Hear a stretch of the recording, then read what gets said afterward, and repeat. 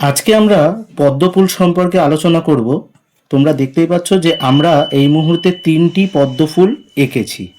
দেখো, তিনটে পদ্মফুলই কিন্তু তিন রকমের কালারে করেছি। একটা নীল রঙের, একটা করেছি লাল রঙের, আর একটা সাদা রঙের। আমরা কিন্তু এই পদ্মফুলটা সবচেয়ে বেশি চিনি। তো প্রথমে আমি এটাকে নিয়ে আলোচনা করব। তো আমরা এই যে লাল পদ্মফুলটা প্রায় সময় বিভিন্ন ফুলের দোকানে দেখতে পাই। এই ফুলটার নাম কি? এই পদ্ম ফুলটাকে আমরা বলি, দেখো, কোকোনদ। এই ফুলটাকে আমরা কি বলি? এই ফুলটার নাম হচ্ছে কোকোনদ। অর্থাৎ কোকোনদ মানে হচ্ছে, আমি পাশে লিখে দিচ্ছি তোমাদের জন্য, লাল পদ্ম। অতএব আমরা বুঝতে পারলাম যে লাল পদ্মকে আমরা কি বলি?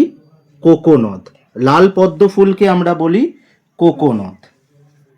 তাহলে এখন তোমাদের আর কারোর সন্দেহ থাকলো না যে লাল পদ্ম দেখলেই তোমাদের মাথায় কিন্তু সবার আগে এই কোকোনদ কথাটা আসবে।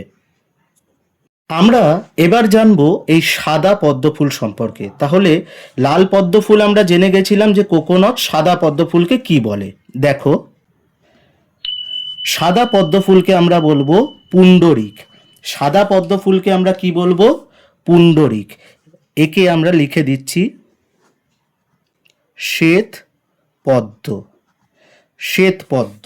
সাদা পদ্ম তোমরা খুব কমই দেখতে পাবে যদিও, তবুও আমি লিখে দিলাম সাদা পদ্ম।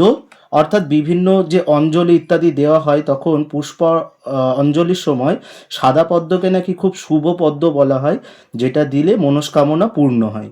তাই সাদা পদ্মকে আমরা কি বলবো? পুণ্ডরিক। নামটা কিন্তু তোমরা অতি অবশ্যই মনে রাখবে।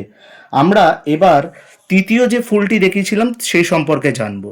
আমরা এখন জানবো এই নীল পদ্মফুল সম্পর্কে। নীল পদ্মকেই বা কি বলে? দেখো, নীল পদ্মকে আমরা বলবো ইন্দি বর। কি বলবো?